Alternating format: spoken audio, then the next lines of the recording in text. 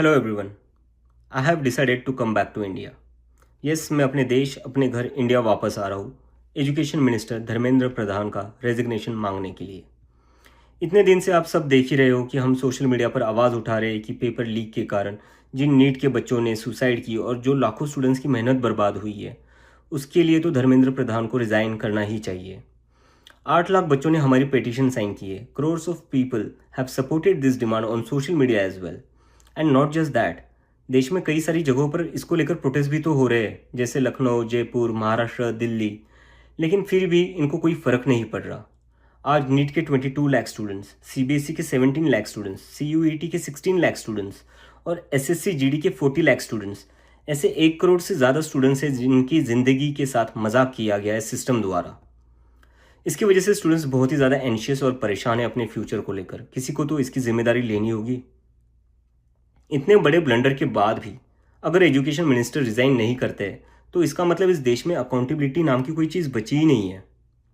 ऐसा लगता है कि सिस्टम जितनी चाहे उतनी गलतियां कर सकता है और उसके लिए कोई कॉन्सिक्वेंसेस है ही नहीं। सारे कॉन्सिक्वेंसेस स्टूडेंट्स के लिए है। ऐसा कब तक चलेगा? इसलिए अब वक्त आ चुका है, हम सबको साथ आना होगा और भारत के संविधान के रास्ते पर चलते हुए पीसफुली अपनी आवाज़ उठाकर धर्मेंद्र प्रधान के रेजिग्नेशन की डिमांड करनी होगी। अगर हम सब साथ मिलकर आवाज़ उठाएंगे तो ज़रूर इनको हमारी बात माननी होगी। मैंने डिसाइड किया है, मैं 6 जून सैटरडे सुबह दिल्ली आऊँगा। आप सब मुझे एयरपोर्ट पर मिलिए। हम सब मिलकर पार्लियामेंट स्ट्रीट पुलिस स्टेशन जाएंगे और वहाँ पर जंतर मंतर पर एक पीसफुल प्रोटेस्ट करने के लिए परमिशन मांगेंगे। इंडिया का कॉन्स्टिट्यूशन हमें राइट देता है कि गलत के खिलाफ हम पीसफुल तरीके से अपनी आवाज़ उठा सकते हैं। उसी कॉन्स्टिट्यूशन के अकॉर्डिंग हम अपनी आवाज़ उठाएंगे और मैं उम्मीद करता हूँ जितने भी कॉकरोच जनता पार्टी के सपोर्टर्स हैं और जितने भी स्टूडेंट्स और यूथ इस सिस्टम से परेशान हैं वो इस प्रोटेस्ट में शामिल होंगे। जिसको लगता है धर्मेंद्र प्रधान एजुकेशन मिनिस्टर जो है हमारे, उनको रिज़ाइन करना चाहिए, वो सभी लोग इस प्रोटेस्ट में शामिल हो जाएं। मेरे फ्रेंड्स और फैमिली को डर है कि मुझे एयरपोर्ट से ही अरेस्ट कर लेंगे और फिर जेल भेज देंगे। लेकिन मुझे अभी भी उम्मीद है कि आज भी हमारा देश एक डेमोक्रेसी है और हमें पीसफुली प्रोटेस्ट करने की परमिशन मिल जाएगी।